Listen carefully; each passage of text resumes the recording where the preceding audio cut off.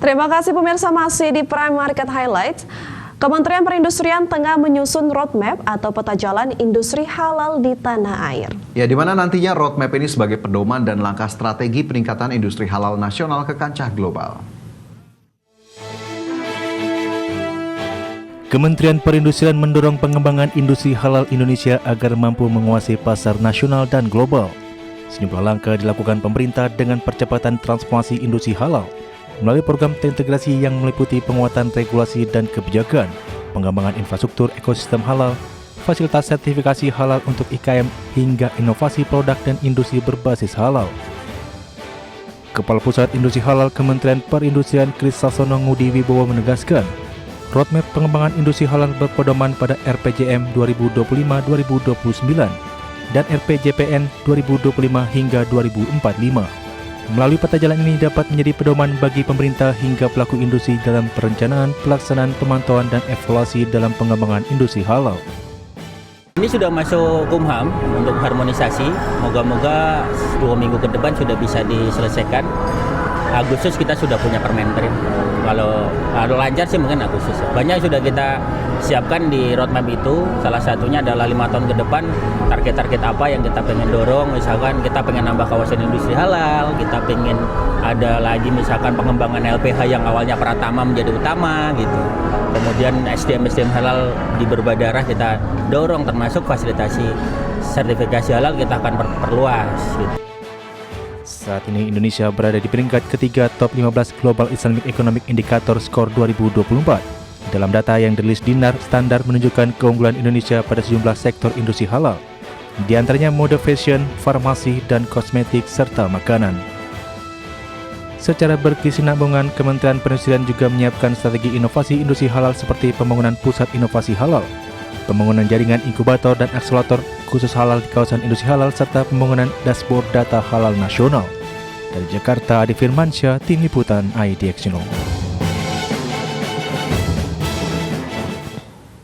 Berdasarkan laporan State of the Global Islamic Economy, industri halal Indonesia tembus 3 besar dunia. Dari 6 sektor industri yang dinilai, Indonesia paling unggul di sektor keuangan syariah dengan nilai sebesar 135,9.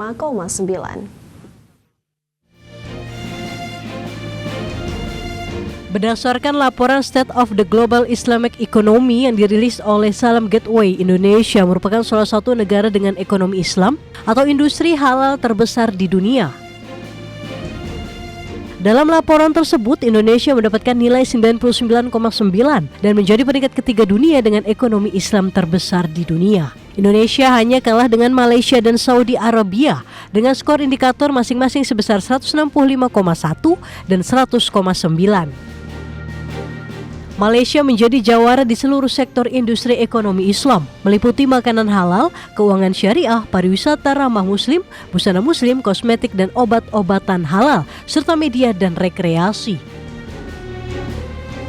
Dari 6 sektor industri yang dinilai dalam indikator tersebut, Indonesia paling unggul di sektor keuangan syariah dengan nilai sebesar 135,9.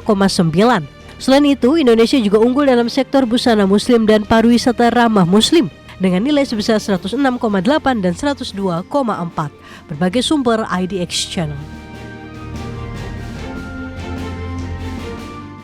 Menteri Perdagangan Budi Santoso menegaskan pentingnya memperkuat pasar domestik di tengah tantangan perang dagang global.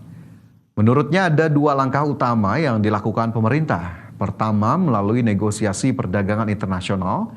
Kedua, dengan membuka pasar baru di negara lain. Namun Budi mengingatkan bahwa ketika Indonesia mencari pasar baru, negara lain juga melakukan hal yang sama dan menjadikan Indonesia sebagai target pasar. Untuk itu, pengamanan pasar domestik menjadi prioritas melalui penguatan produk lokal. Budi menekankan bahwa daya saing produk UMKM menjadi benteng utama menghadapi serbuan impor.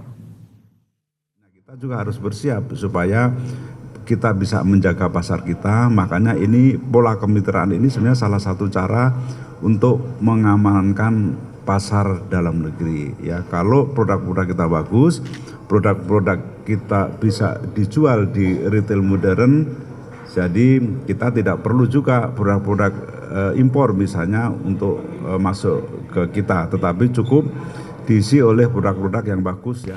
Ya pemirsa, perluasan pasar ekspor seharusnya juga memprioritaskan sektor usaha mikro, kecil, dan menengah. Pasalnya potensi besar pasar UMKM di market global cukup tinggi. Terlebih lagi UMKM bisa menjadi pendorong peningkatan ekspor di pasar global.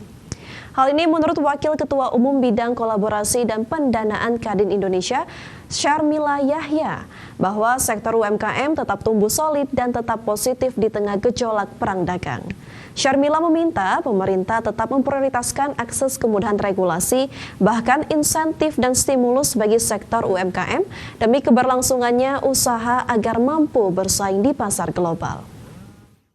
UMKM sebagai roda ekonomi Indonesia ya, karena corporate banyak sekali bermasalah kan, karena ada kemarin sempat ada masalah dengan Trump, tapi hari ini udah mulai jadi repositioning lah mereka semua, corporate banyak kena berdampak. Sehingga kalau ini terjadi, ini sangat membantu untuk menurunkan NPL. Jadi konkretnya adalah tingkatkan pemberian kredit kepada UMKM yang porsinya ditingkatkan tidak hanya 20%, tambahkan. Ya, sementara itu kalangan ekonom menilai keberlangsungan dunia usaha atau UMKM saat ini dinilai menjadi kunci pertumbuhan ekonomi. Ya, di mana sektor usaha mikro, kecil, dan menengah yang tetap solid di tengah ketidakpastian ekonomi global mampu tumbuh positif. Ekonom Universitas Indonesia Lana Solestinianingsi menilai sektor usaha UMKM harus diakui sebagai penggerak perekonomian dalam negeri. Tercatat sektor UMKM masih tetap tumbuh positif meski ada gejolak perang tarif perdagangan global. Untuk itu Lana berharap adanya upaya pemerintah untuk memaksimalkan stimulus bagi pelaku usaha mikro, kecil, dan menengah. Hal ini harus dilakukan agar sektor UMKM Indonesia bisa berdaya saing dan bisa memperluas pasar di market global. Bank ini harus ikut loh membantu kredit, menyalurkan kredit. Karena hanya dengan kredit ekonomi itu bisa tumbuh. Gak semua perusahaan itu menggunakan modal sendiri. Ada sih perusahaan-perusahaan besar menggunakan modal sendiri, bahkan mungkin dia pinjam dari luar negeri yang nggak terdeteksi di sini, misalnya nggak membuat perekonomian dari dana perbankan.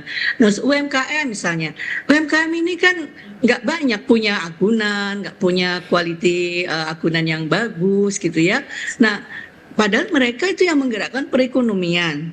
Nah lalu gimana gitu loh, uang ini harus dari mana? Kan nggak mungkin UMKM itu maksudnya dia menggunakan uang. Ya, ini menjadi dua hal yang menarik begitu ya, bagaimana kemudian Indonesia juga terus mendorong industri halalnya agar kemudian terus berkembang, sekaligus tadi dari sisi UMKM juga kemudian untuk didorong untuk memperkuat pasar domestik, tapi juga tidak lupa untuk mengincar ataupun membidik pasar global agar kemudian juga ini bisa beriringan bersama dan produk Indonesia bisa semakin dikenal luas dan tentunya sekali lagi tidak hanya menjadi target pasar untuk Indonesia. Iya benar sekali Fajar, mungkin kedepannya tadi kan Indonesia unggul ya di bidang keuangan syariah, mungkin kedepannya juga bisa di bidang fashion, pariwisata, dan lain sebagainya.